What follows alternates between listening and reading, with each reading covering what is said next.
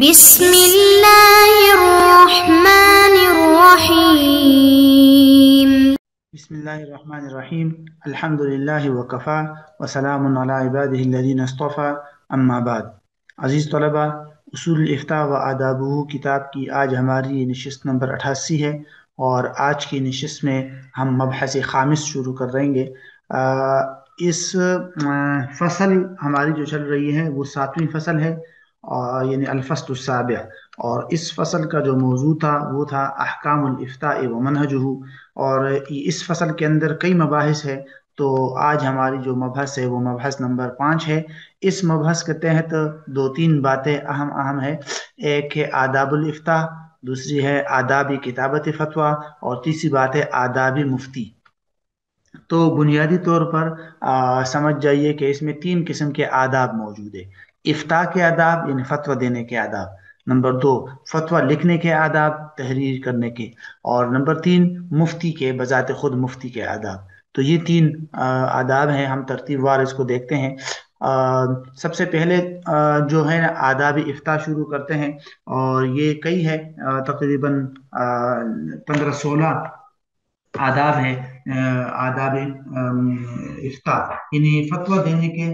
عمومی آداب ہے، اور اس کے بعد پھر لکھنے کے الگ آداب ہے۔ تقریباً 17 آداب افتاء کے ہیں۔ سب سے پہلا جو ادب ہے وہ یہ ہے کہ مفتی کو چاہیے کہ فتویٰ دینے سے پہلے اللہ تعالیٰ کی طرف رجوع کرے، اور اللہ تعالیٰ سے صحیح جواب کی ہدایت حصول کرے، یعنی یہ صحیح ہدایت کا سوال کرے۔ یہ پہلا ادب ہے، اور اس بارے میں اہل علم نے مختلف دعائیں بتائی ہیں۔ حضرت نے علامہ ابن صلاح رحمہ اللہ کے حوالے سے مختلف دعاؤں کا تذکرہ کیا ہے کہ علامہ ابن صلاح نے لکھا ہے کہ حضرت مکحول اور امام مالک کے بارے میں منقول ہے کہ یہ دونوں حضرات اس وقت تک فتویٰ نہیں دیتے تھے جب تک کہ یہ الفاظ نہیں پڑھتے تھے کہ لا حول ولا قوت الا باللہ۔ اور اسی طرح کہتے ہیں کہ علامہ ابن صلاح نے لکھا ہے کہ ہم مفتی کو ذرا مزید کچھ دعائیں بتاتے ہیں۔ ان دعاؤں میں سے ایک دعا جو ہے وہ ہے اعوذ باللہ من الشیطان الرجیم سبحانک لا علم لنا الا ما علمتنا انک انت العلیم الحکیم، یہ ہے۔ اسی طرح قرآن مجید کی آیات ہے ففہمناها سلیمان وکلا آتینا حکما وعلما، یہ آیت ہے۔ اور اسی طرح رب اشرح لی صدری ویسر لی امری، یہ جو دعا ہے۔ لا حول ولا قوت الا باللہ کی دعا ہے۔ سبحانک اللہم وحنانیک، اسی طرح اللہم لا تنسنی ولا تنسنی، اور الحمدللہ افضل الحمد، اور اس طرح کی بہت ساری دعائیں ہیں، وہ ترجمے میں مزید آ جائے گی۔ درود ہے اللہم صلی علی محمد وعلی آلہ وسائر النبیین الصالحین وسلم، اور اسی طرح یہ علامہ ابن صلاح نے کچھ دعاؤں کا تذکرہ کیا۔ اس طرح علامہ ابن قیم رحمہ اللہ فرماتے ہیں کہ مفتی کو چاہیے کہ جب بھی وہ یہ دعا اکثر پڑھا کرے، اللہم رب جبرائیل و میکائیل و اسرافیل فاطر السماوات والارض عالم الغیب والشہادۃ انت تحکم بین عبادک فیما کانوا فیہ یختلفون اہدنی لما اختلف فیہ باذنک انک تہدی من تشاء الی صراط مستقیم۔ یہ دعا جو ہے یہ پڑھے۔ یہ ساری بہت ساری دعائیں ہیں، اس کو ترجمے میں ہی دیکھ لیتے ہیں۔ یہ پہلا ادب ہے، تو ذرا اس کا ترجمہ آپ دیکھیے گا۔ کہتے ہیں علامہ ابن صلاح رحم اللہ فرماتے ہیں کہ مکحول اور امام مالک سے روایت ہے کہ وہ اس وقت تک فتویٰ نہیں دیتے تھے جب تک کہ لا حول ولا قوت نہ پڑھ دے، اور فرماتے ہیں ہم مفتی کو بتاتے ہیں کہ اس کے ساتھ ساتھ دیگر دعائیں بھی پڑھے جب بھی افتاء کا ارادہ کرے۔ ایک یہ اعوذ باللہ من الشیطان الرجیم سبحانک لا علم لنا الا ما علمتنا انک انت العلیم الحکیم وفہمناها سلیمان، اور اس طرح رب اشرح لی صدری ویسر لی، یہ دعا، اور اسی طرح کی یہ جو دعا ہے، اس دعا کا بھی بتایا ہے، یہ آپ خود دیکھ لیجئے گا۔ لا حول ولا قوت الا باللہ العلی العظیم سبحانک اللہم وحنانیک اللہم لا تنسنی ولا تنسنی، یہ یہاں سے لے کر آخر تک واعذنی من الخطأ والحرمان یہاں تک۔ اور پھر حضرت نے لکھا ہے کہ فَإِن لَمْ يَأْتِ بِذَلِكَ عِنْدَ كُلِّ فَتْوَى، کہ اگر ہر فتوے کے تحت یہ ساری دعائیں نہیں پڑھ سکتا تو دن میں جب بھی وہ پہلا فتویٰ دے تو اس وقت یعنی کہ ابتدا میں سب سے پہلے جو ہے وہ یہ دعائیں پڑھ لیا کرے۔ اور اس کے ساتھ ساتھ کہتے ہیں کہ پھر یہ دعا، یہ سورہ فاتحہ، آیت الکرسی، اور جو بھی آسان ہو اس کو پڑھے۔ اس کے ساتھ ساتھ یہ ساری جو ہے یہ دعا سورہ فاتحہ پڑھ سکتا ہے، اور اسی طرح جو یہ آیت الکرسی ہے اور دیگر جو بھی آسان دعائیں ہیں وہ ساری کی ساری کہتے ہیں کہ وہ پڑھے۔ اسی طرح فإن من صابر علی، جس نے کہتے اس پر ہمیشگی اختیار کی تو وہ اپنے فتوے میں اس کو توفیق حاصل ہو جائے گی۔ اس طرح علامہ ابن قیم رحمہ اللہ نے یہ بھی لکھا ہے کہ بھئی مفتی کے لیے مناسب یہ ہے کہ وہ اس حدیث صحیح کا جو ہے وہ دعا میں یاد رکھے، اللہم رب جبرائیل و میکائیل و اسرافیل، یہ جو مشہور دعا ہے یہ یہاں آخر تک۔ اور اسی طرح علامہ ابن قیم فرماتے ہیں کہ علامہ ہمارے جو شیخ تھے یعنی علامہ ابن تیمیہ رحمہ اللہ، وہ اس کی بہت زیادہ یعنی یہ دعا پڑھتے تھے۔ اور اسی طرح یہ یا معلم ابراہیم علمنی، یہ دعا پڑھتے تھے۔ اور حضرت معاذ بن جبل کی پیروی میں کہتے ہیں کہ وہ اس طرح کثرت سے اللہ تعالیٰ سے دعا مانگتے تھے۔ اور اس کے بارے میں آتا ہے کہ حضرت معاذ بن جبل کا جب انتقال کا وقت آیا تو انہوں نے مالک بن یخامر کو دیکھا کہ وہ رو رہے ہیں، تو مالک بن یخامر سے انہوں نے عرض کیا کہ بھائی اللہ کی قسم میں آپ سے جو دنیا حاصل کرتا تھا اس پر نہیں رو رہا۔ ان مالک بن خویمر نے عرض کیا، مالک بن یخامر نے عرض کیا کہ اللہ کی قسم میں آپ سے جو دنیا حاصل کرتا تھا اس پر نہیں رو رہا، بلکہ آپ سے علم میں جو علم اور ایمان سیکھتا تھا اس سے محرومی کی بنیاد پر رو رہا ہوں۔ تو حضرت معاذ بن جبل نے ان کو یہ جواب دیا تھا کہ ان العلم والایمان مکانہما، کہ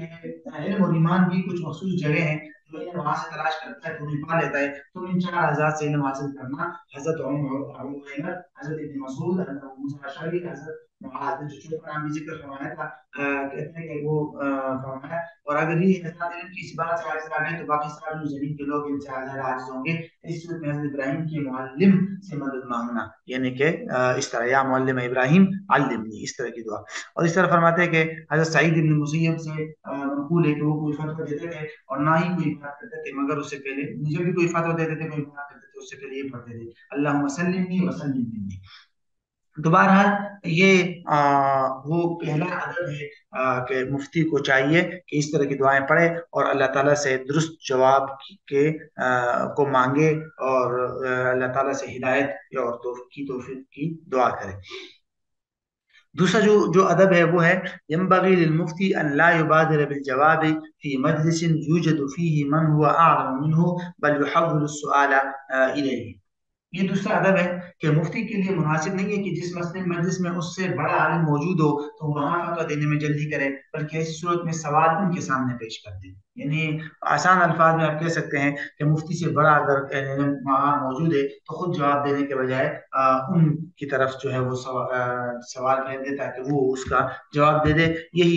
علم کی شان بھی ہے اور یہی جو ہے وہ ادب کا تقاضا بھی ہے۔ اور البتہ حضرت نے لکھا کہ اس سے وہ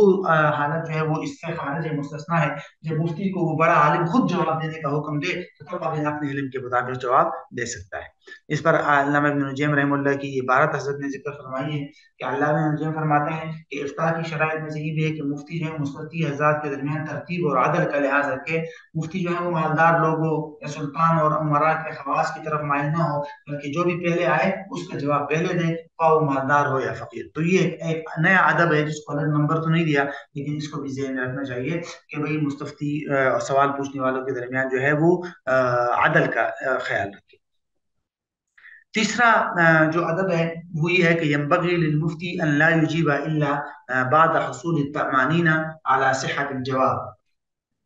کہ مفتی کے لیے مناسب ہے کہ جب تک صحیح جواب کے صحیح ہونے پر اسے مکمل اطمینان حاصل نہ ہو وہ جواب نہ دے، بلکہ آگے لکھا ہے ولا يجيب ان كان في قلبه شبهة ولو يسيرا، کہتے ہیں اس وقت تک بھی جواب نہ دے کہ اگر دل میں معمولی سا بھی شبہ ہو تو جواب نہ دے، اور اس سلسلے میں مستفتی کے اس اصرار سے متاثر نہ ہو کہ بھئی اسے جلدی جواب چاہیے۔ ٹھیک ہے، اسی بنیاد پر علماء نے کہا کہ وعلی ھذا، اسی بنیاد پر یحمل قول من قال انه لا يجوز الافتاء ماشیا، کہ جو علماء کہتے ہیں کہ چلتے ہوئے جواب دینا جائز نہیں ہے، تو ان کی بات کی دلیل یہی بات ہے کہ بھئی چونکہ اس میں غلطی کا امکان ہوتا ہے تو اس لیے چلتے ہوئے راستے پر